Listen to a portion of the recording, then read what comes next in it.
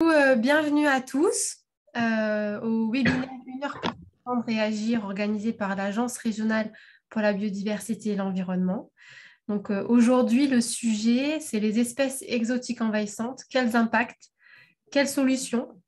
On va avoir Cyril Cottaz, donc, du Conservatoire botanique national méditerranéen de Porquerolles, qui va intervenir sur notamment la stratégie sur les plantes exotiques envahissantes en région Provence-Alpes-Côte d'Azur. Donc, il va nous informer, enfin nous donner quelques informations sur qu'est-ce qu'une plante exotique envahissante, euh, comment les identifier peut-être, enfin, voilà, il vous en dira plus. Et ensuite, moi, je vais développer, donc Cynthia Lass, coordinatrice du projet Life Habitat Calanque à l'Agence régionale pour la biodiversité et l'environnement. Et je vais vous présenter un cas concret, le cas du projet Life Habitat Calanque et notamment les arrachages qui ont été faits sur l'hôpital Caroline en Falaise.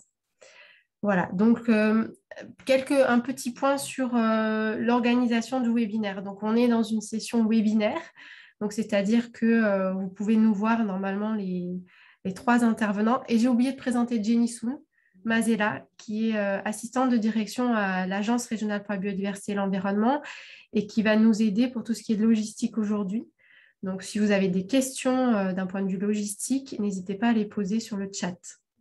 Voilà, donc d'un point de vue organisation, donc on va avoir un petit temps de présentation, Cyril et moi, et ensuite un petit temps de questions-réponses. Pour ce faire, comme on est dans une session webinaire, je vous invite à écrire vos questions sur l'onglet questions-réponses que vous avez en bas de votre écran normalement, et non pas dans le chat, pour qu'on puisse bien différencier les aspects logistiques des questions. Et ensuite, Cyril et moi et Jenny, on aura un temps d'échange de 30 à 20 minutes pour justement répondre à ces questions-là. Et voilà. Donc, j'espère que c'est clair. Donc, n'hésitez pas à poser des questions dans le chat si ça ne l'est pas. Et aussi, si vous pouvez poser des questions d'une manière anonyme, vous pouvez cocher la case anonyme si vous voulez. Voilà.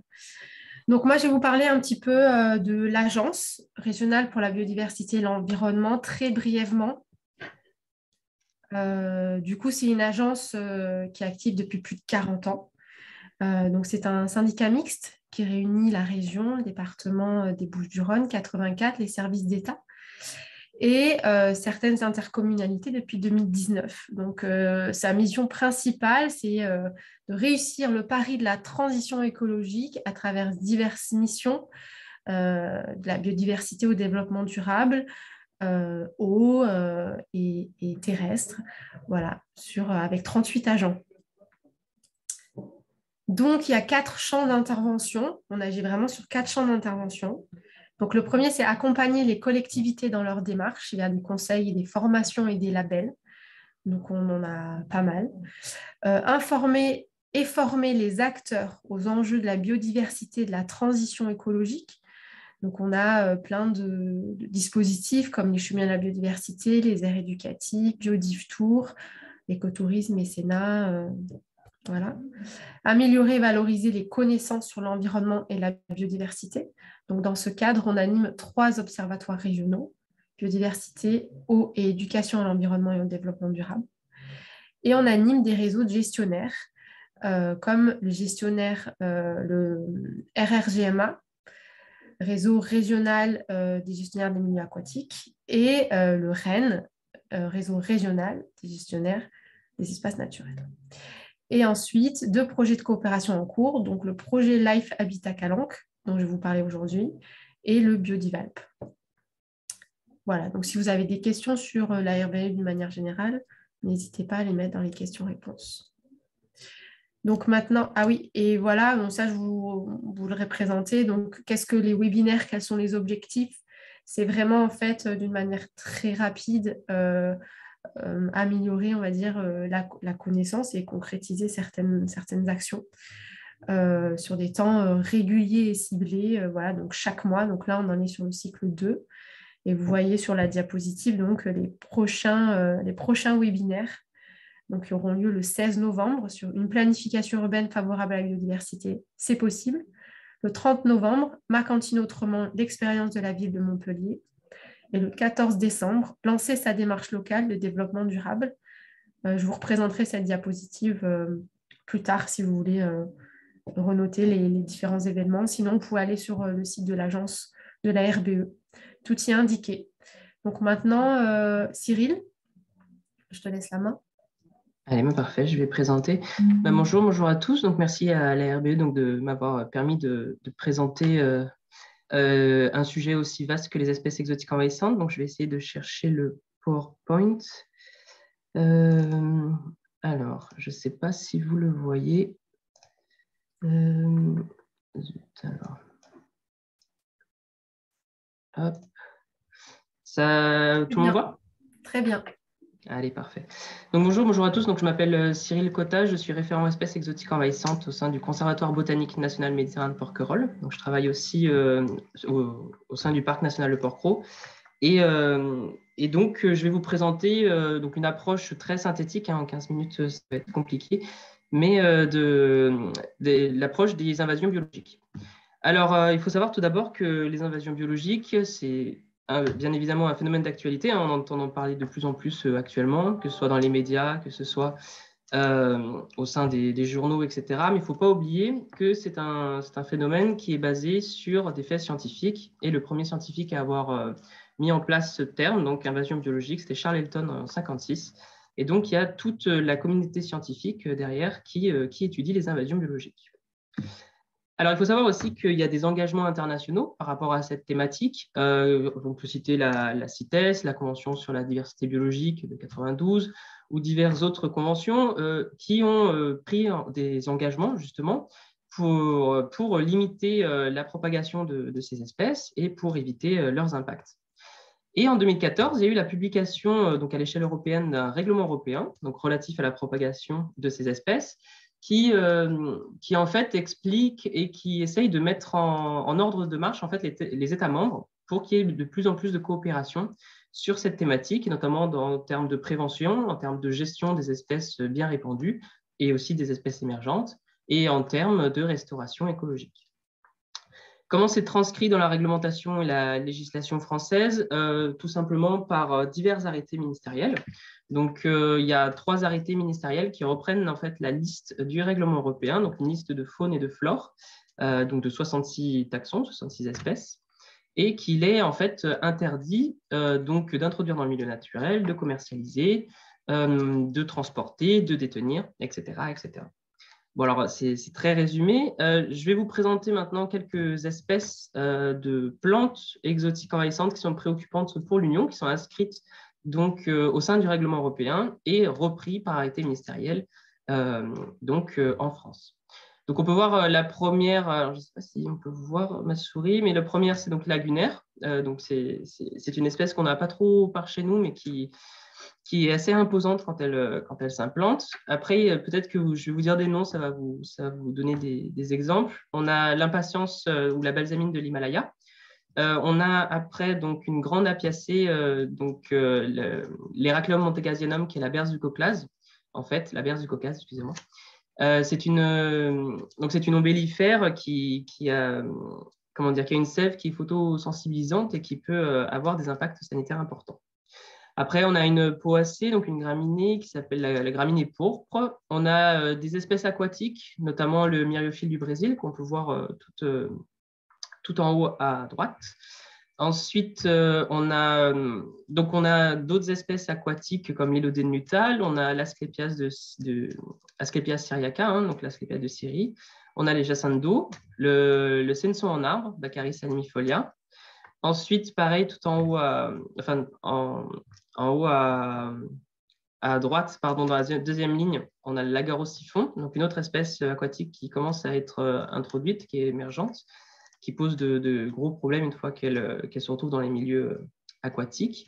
On a les 2 espèces de Jussie, Ludigia grandiflora et Ludigia peploides. On a vous pouvez voir au milieu donc un mimosa, donc Acacia donc l'acacia à feuilles de saule, pardon.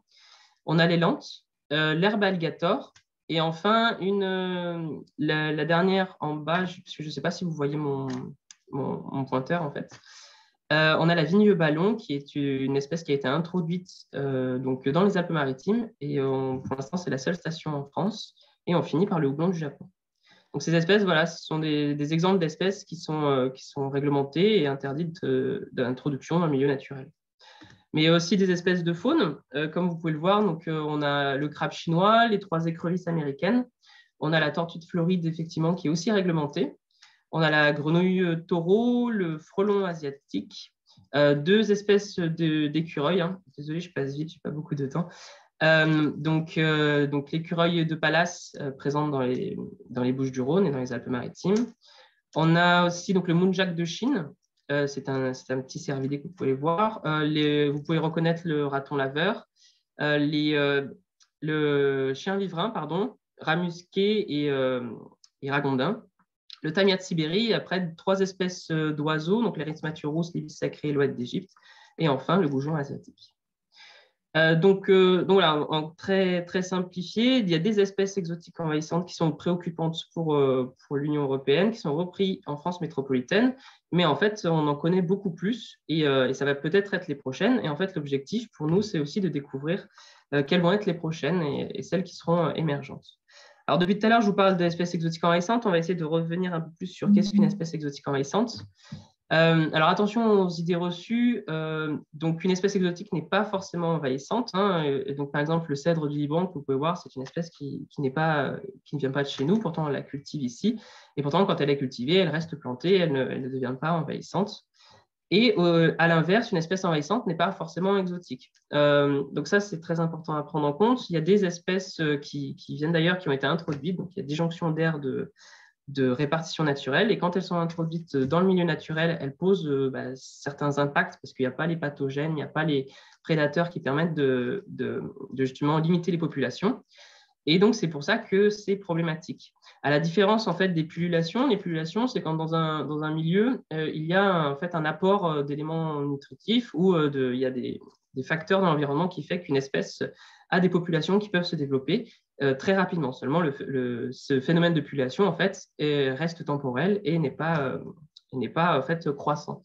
Et donc, c'est pour ça qu'il y a certaines espèces de chez nous qui pullulent, donc qui peuvent avoir de nombreuses populations, devenir envahissantes, mais elles restent indigènes. Elles sont présentes chez nous depuis longtemps, elles sont locales.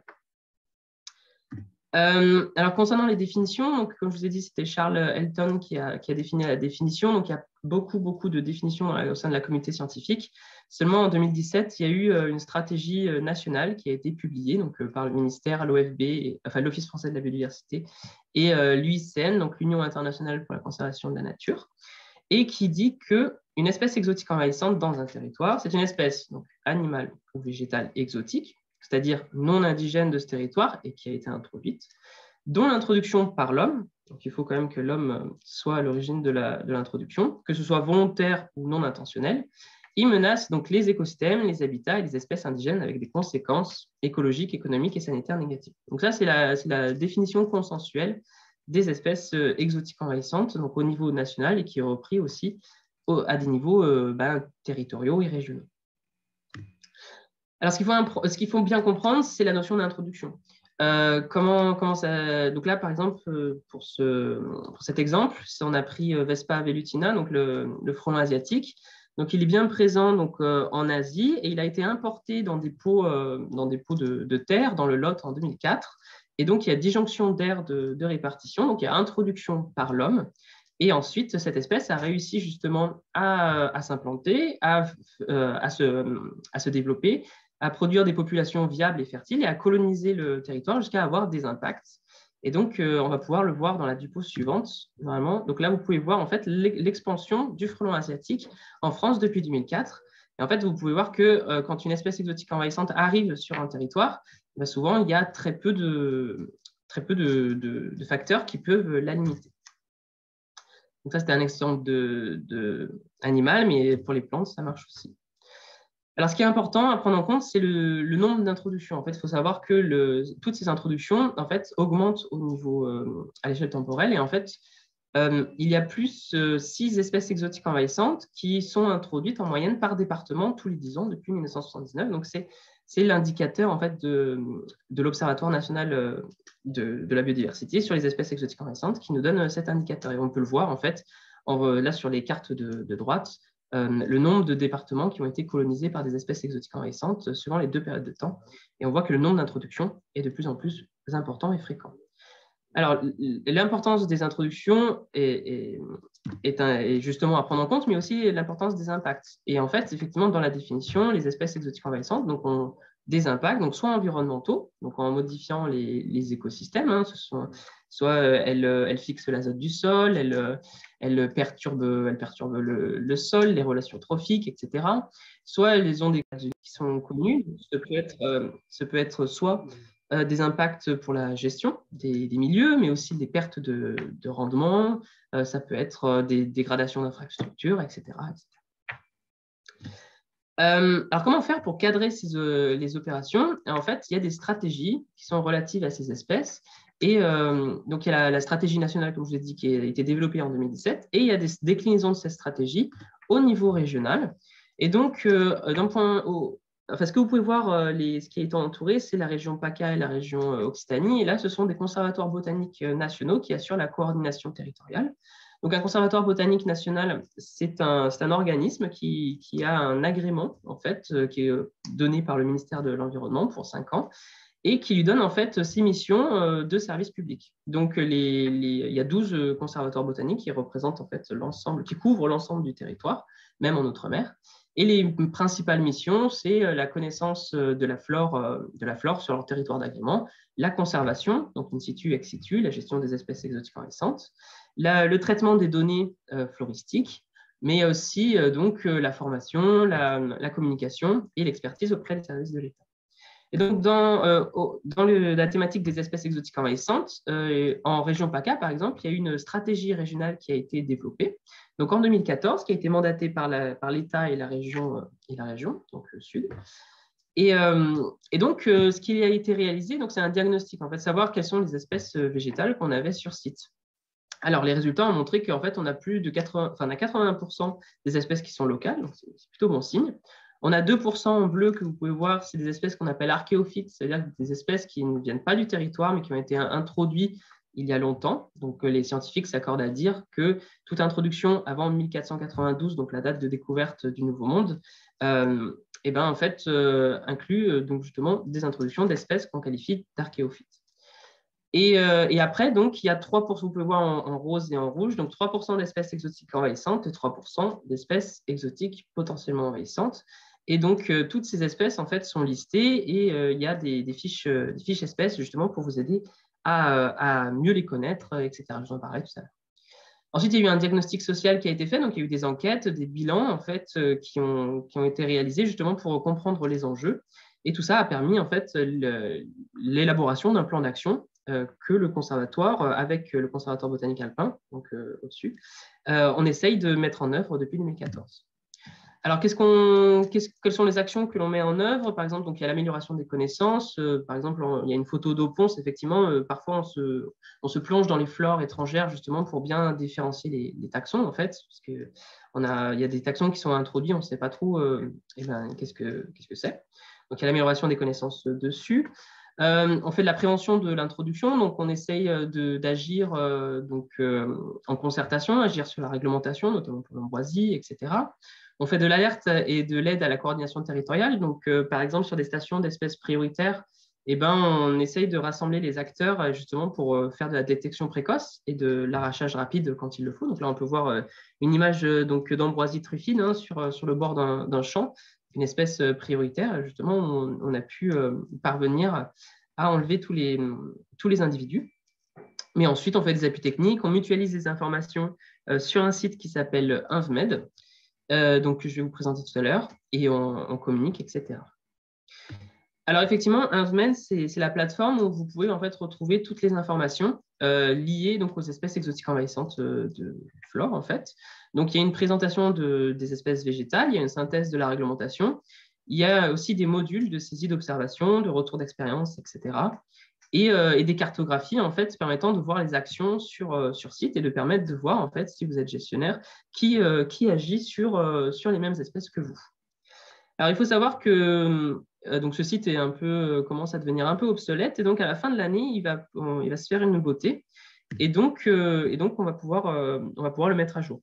Donc là, par exemple, vous avez une fiche espèce sur Acacia delbata, donc le mimosa d'hiver. Donc, si vous voulez repérer en fait toutes les espèces que vous pouvez avoir près de chez vous, donc vous allez sur le site www.invmed.fr, vous allez dans l'onglet liste et stratégie, liste d'espèces, et vous cliquez sur l'onglet loupe pour justement voir les espèces. Et en fait, comme je vous disais, on est en train de le remettre à jour, et donc fin 2021, il ressemble pas plutôt à ça, le site, et donc vous aurez en fait l'ensemble des espèces avec des photos et des préconisations de gestion, etc., etc. Donc ça va bientôt être publié. Et donc, j'arrive à mes 15 minutes et donc je vous remercie pour votre attention. Merci beaucoup, Cyril. Parfait. Je vais essayer d'être aussi bonne.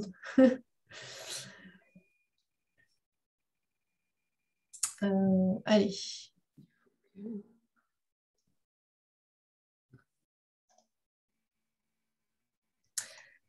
Du coup, moi, je vais vous parler du travail qu'a fait le projet Life Habitat Calanque, notamment au niveau de Caroline, donc, qui est un site insulaire, donc c'est sur le Frioul et en falaise.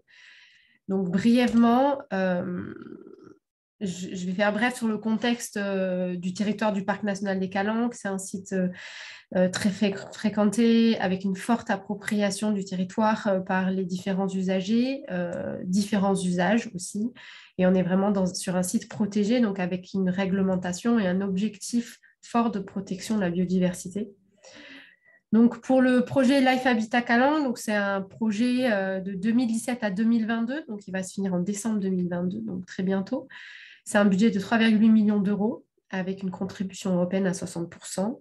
On agit principalement sur ce qu'on appelle des habitats d'intérêt communautaire, donc c'est-à-dire des habitats du réseau Natura 2000. Donc, le territoire du Parc national des Calanques est recouvert par une zone Natura 2000. Et donc, l'objectif, c'est de restaurer et d'améliorer 92 hectares des habitats littoraux du Parc national des Calanques. Donc, nous sommes plusieurs. Nous avons plusieurs cofinanceurs et nous sommes des bénéficiaires associés, c'est-à-dire on cofinance et aussi on s'occupe de tout ce qui est opérationnel. Donc, nous sommes 7 partenaires. Voilà, donc en rouge, là, vous pouvez voir un peu nos différentes interventions, nos différentes zones d'intervention. Donc, ça paraît petit, mais c'est de gros travaux. Donc, on a 5 actions. Donc, on a le réaménagement de sentiers, vous avez pu voir sur Sugiton, plusieurs endroits. Planter de l'astragale de Marseille et du plantain subulé, qui sont 2 espèces vraiment structurantes de ce qu'on appelle la frigane, qui est un habitat d'intérêt communautaire donc de Natura 2000, le long du littoral des Calanques, parce que ce sont des espèces qui se cassent un petit peu la figure, notamment le plantain sur le Frioul et l'astragale niveau littoral continental. Ensuite, gérer donc les plantes exotiques envahissantes, donc ça va être vraiment le sujet de ma présentation. Partager les connaissances et des expériences à l'échelle européenne, donc on fait des coopérations et des conférences internationales, et bien sûr un volet communication sur les différentes cibles, élus, institutionnels, grand public, etc. Donc là, pour la gestion des plantes exotiques envahissantes, ou EV, donc si je dis EV, c'est plantes exotiques envahissantes, c'est mon petit jargon. Donc ça, je vous ai mis un peu l'organisation du projet, donc c'est-à-dire que la RBE pilote le projet Life Habitat Calanque dans sa globalité. Et ensuite, c'est le Parc national des Calanques qui est responsable des opérations de conservation, donc notamment des opérations d'arrachage dans ce cas-là. Et ensuite, il y a le Conservatoire botanique national méditerranéen, donc, qui est un partenaire et un bénéficiaire associé du projet, qui est vraiment référent sur la thématique plantes exotiques envahissantes dans le cadre du projet.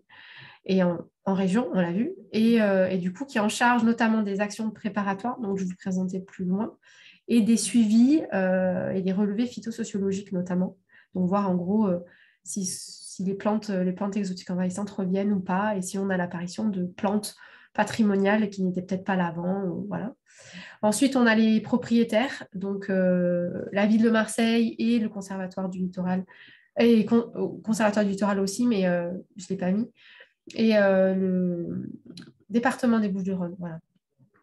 Donc, il nous assiste sur des points techniques. Et ensuite, donc, le prestataire donc, qui a été sélectionné, je vous en parlerai, c'est un groupement, la Compagnie des forestiers et Agir écologique, sur tout ce qui est arrachage des plantes exotiques envahissantes en falaise.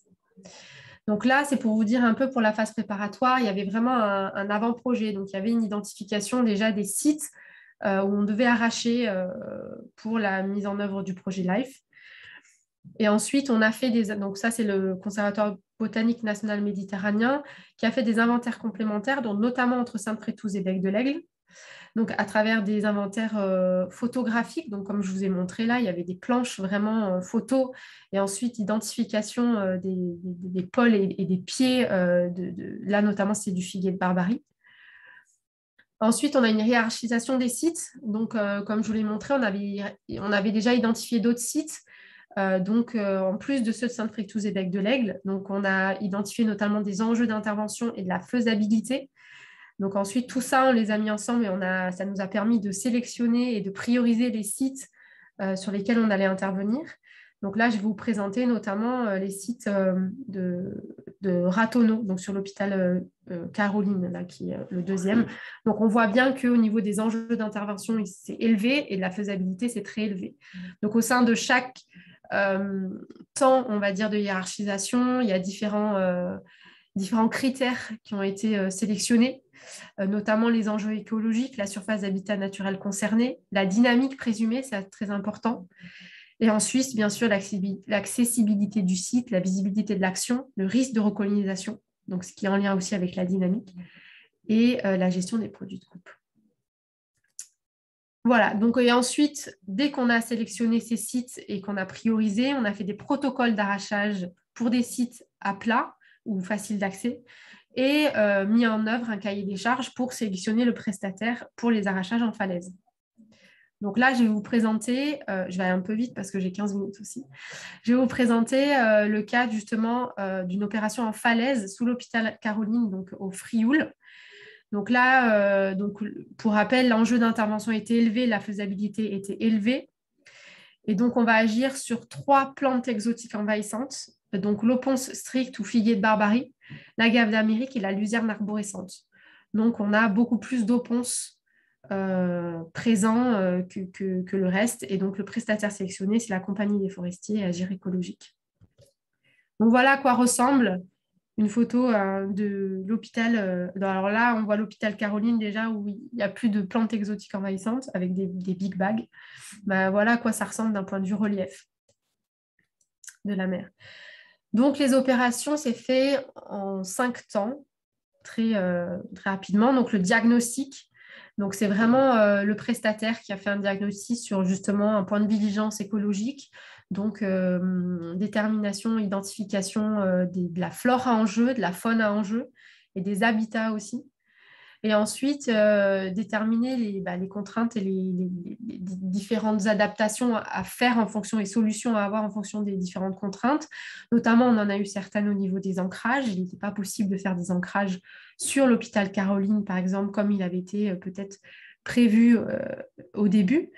Ensuite, bien sûr, le sol est plutôt instable, on est en falaise. La visibilité d'opération, c'est un site quand même qui est très visible, tant de la terre que de la mer, parce que vraiment, la navette du Frioul, tous les gens qui viennent sur le Frioul le voient. Donc, c'est une notion assez importante. Et ensuite, bien sûr, tout ce qui est transport et pour limiter la propagation et la dissémination des plantes. Et il y a eu l'installation aussi d'un suivi photographique justement pour qu'on puisse voir l'avant, l'après et qu'on puisse faire des opérations de communication. Donc ça, suite à cette évaluation-là et ce premier diagnostic, donc là, je vous ai mis un peu le principe général de travail. Donc on voit en haut à droite, donc en fait, on voit tout ce qui est arrachage et zone de stockage, une première zone de stockage. Ensuite, il y a tout un transport au Frioul pour arriver à une zone de stockage numéro 2 en bas, donc à gauche de l'image. Et ensuite, les big bags seront transportés par une barge et ensuite transportés sur les routes à Biotechna, qui a été le centre de traitement sélectionné. Voilà, donc c'est toute une organisation très précise. Donc, l'installation des ancrages, donc on a eu plusieurs types d'ancrages. On a eu des ancrages sur véhicules, des ancrages sur points fixes. Donc, il y en a 75 qui restent sur place pour les futurs suivis et opérations de repasse, je vous en parlerai plus tard, et des ancrages sur Gus de 500 kg parce qu'en effet, tous les sites n'étaient pas forcément accessibles. Vous voyez, il n'y a pas des routes de partout, donc il a fallu faire preuve d'imagination tout au long du chantier. Du coup, il y a d'autres ancrages qui avaient été identifiés, mais qui n'ont pas pu être faits. Voilà. Donc, vous pouvez voir, là, c'est les ancrages. Donc, à gauche, la photo de gauche sur Gueuse. Et donc, vous voyez un peu les descentes avec les différents postes d'arrachage. Donc, ensuite, l'arrachage en lui-même. Donc, là, je vais vous présenter des avant-après. Je me dis que ce serait très intéressant. Donc, en fait, donc vous voyez, là, voilà, là, pour la gaffe d'Amérique en haut, donc avant-après. Là, il y a eu beaucoup de figuiers de Barbarie. Donc, vous pouvez voir à quel point sous l'hôpital Caroline était vraiment envahi de plantes exotiques envahissantes. Donc, on voit plusieurs big bags ensuite. Pareil, sur d'autres sites, il y a eu des big bags qui ont été mis et qui ont été remplis au fur et à mesure. Ce sont des big bags de 1 mètre cube pour la plupart. Donc, stockage et transport, je reprends un peu ce qu'on avait vu tout à l'heure. Alors, en fait, donc, il y a la première zone où il y a en effet tous les big bags ont été récupérés par un hélicoptère. Ce n'était pas possible par la barge. Les conditions on était trop dépendant des conditions météorologiques et finalement, d'un point de vue écologique, ce n'est pas forcément très satisfaisant non plus. Du coup, la solution de l'héliportage a été sélectionnée. Du coup, elles ont été transportées dans la zone de stockage numéro 1, donc vraiment à côté de l'hôpital Caroline, et ensuite transportées par des camions donc jusqu'aux zones de stockage 2, donc sur l'île de Pomègue, qui offre vraiment un accès très facile à la barge, qui ensuite va emmener donc, cette zone-là, qui va emmener dans des bennes de 20 tonnes tous les big bags vers Biotechna sur le site d'Ansuez. Donc, on a essayé aussi de faire en sorte que vraiment l'impact écologique soit minime, tant d'un point de vue du transport, des distances et des moyens utilisés. Donc ensuite, le traitement. Donc, pourquoi Biotechna? En fait, donc ça, c'est le process un peu de Biotechna. Ils font du broyage, de la maturation, du tamisage. Et aussi, en fait, le risque, c'est que dans la plupart des centres de traitement, donc là, c'était du compostage, le compost final est commercialisé. Donc, l'idée, c'était vraiment pas de propager les graines, par exemple, de figuier de Barbarie ailleurs et de reporter le problème ailleurs. Et en fait, Biotechna donc ils ont un process un peu plus peut-être poussé et que ça monte en température un peu plus que peut-être d'autres centres de compostage plus classiques. Bon, bien sûr, ils répondent à la norme NFU des centres de compostage en France. Et ensuite, ils nous ont fait une attestation d'absence de germination. Et en effet, ils ont fait un test de germination sur un compost avec des figuiers de Barbarie qui nous assure en fait que la problématique ne va pas être reportée ailleurs et que les graines de figuier de Barbarie sont vraiment le pouvoir germinatif est détruit. Voilà. Donc, je vous ai fait un bilan. Donc, en tout, on a arraché à plus de 6000 mètres carrés, ce qui correspond à 348 big bags, donc de 1 mètre cube, donc 83,25 tonnes de rémanents de plantes exotiques envahissantes, pour un budget total à peu près de 150 000 €. Donc là, quelques chiffres à conserver qui sont assez intéressants pour des futures estimations. C'est-à-dire qu'on a pu estimer que pour un arrachage en enponce, un big bag, c'est 250 grammes.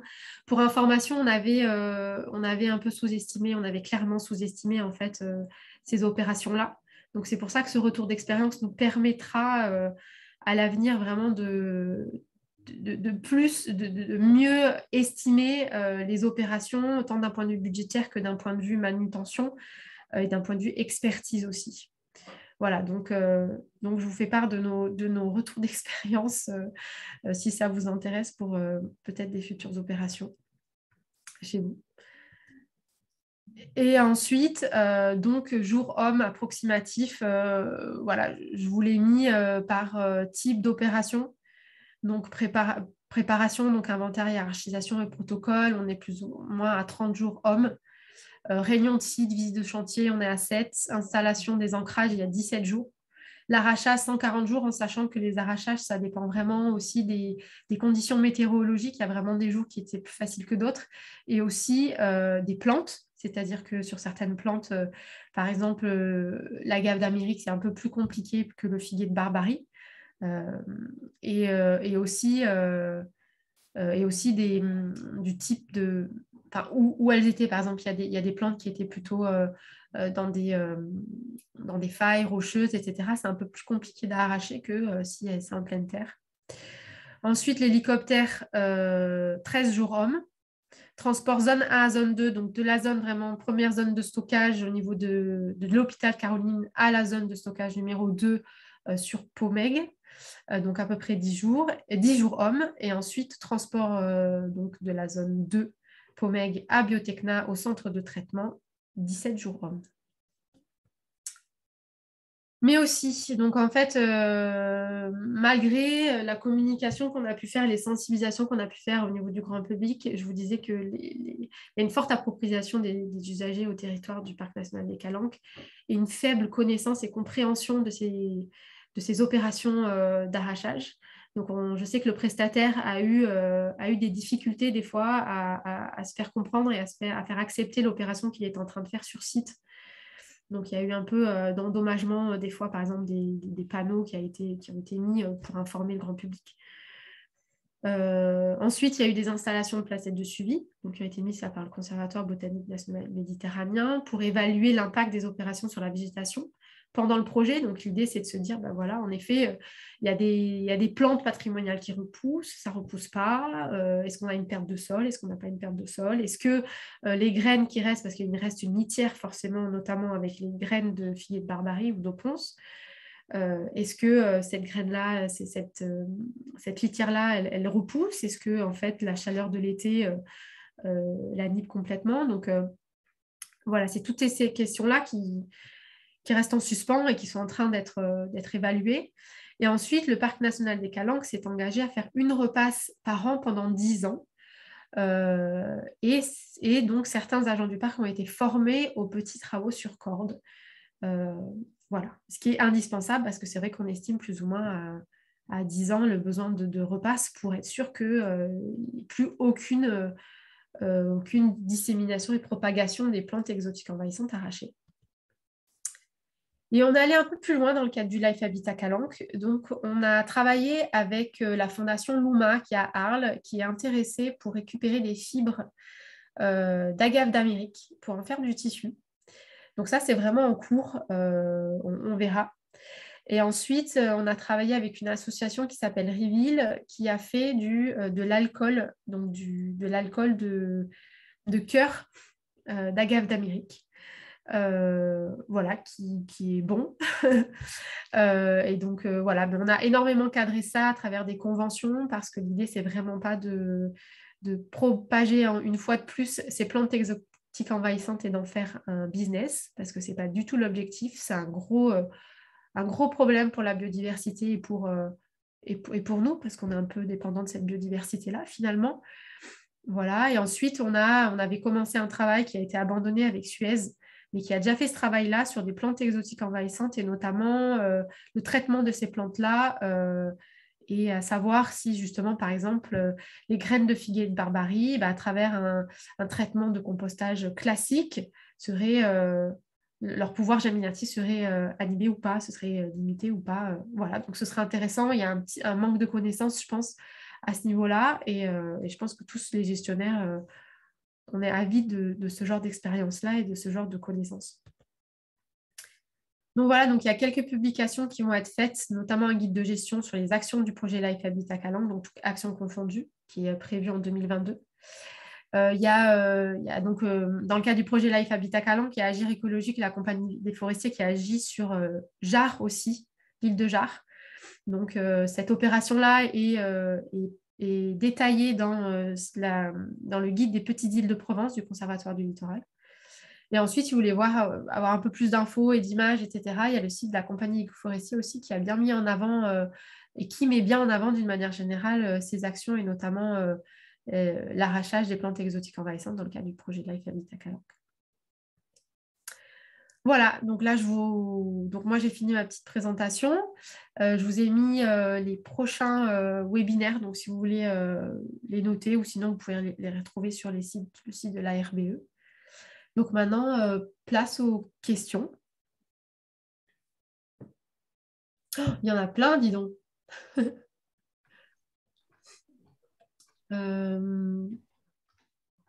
Du coup, ce qu'on va faire, c'est que je vais poser les questions. Et Cyril, si tu te sens d'y répondre, on voit ça ensemble. Allez, vas-y. Alors, la première question, c'est existe-t-il des méthodes de lutte contre les lentes qui ont été éprouvées pour le bassin méditerranéen? La gestion des lentes est très compliquée. Hein. Elle rejette deux souches, etc. Elle est sur le règlement européen.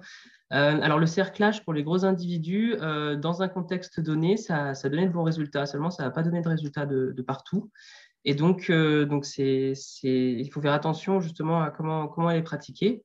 Ensuite, pour les petits individus, le mieux, c'est l'arrachage manuel. Et si ce n'est pas possible, la fauche est possible, mais il faut qu'elle soit répétée. Mais alors, toutes les préconisations de gestion, comme je vous ai montré, hein, sont dans INVMED, donc www.invmed.fr sur la liste d'espèces. Et en tapant la loupe, vous avez les préconisations de gestion. Donc, ces préconisations, on les a récupérées en consultant les gestionnaires qui, justement, réalisent des actions sur ces espèces, hein, sur les espèces exotiques envahissantes, et en estimant, en fait, les actions qui marchent le mieux et celles qui marchent moins bien. Après, si vous voulez avoir des retours d'expérience plus chiffrés, il y a un centre de ressources au niveau national qui s'appelle espècesexotiquesenvahissantes.fr. Et dedans, en fait, il faut aller dans la partie faune ou flore. Il faut aller chercher son espèce. Et sur le côté droit, en fait, il y a des retours d'expérience qui sont chiffrés. Donc, c'est des formats guides. En fait, je ne sais même pas si j'en ai. C'est des formats comme ça qui sont mis, je ne sais même pas si vous voyez. Mais ça a été publié en guide, mais sinon, c'est disponible sur Internet. Et donc, vous avez des retours chiffrés, notamment pour les lentes. Je ne sais pas si tu as d'autres questions. Oui, avez-vous des référentiels de coûts, traitement, export, bâchage in situ? Je pense qu'on a répondu à la question à travers le site. Oui, voilà, en fait, les référentiels de coûts, donc nous, on en prend certains des coûts seulement pour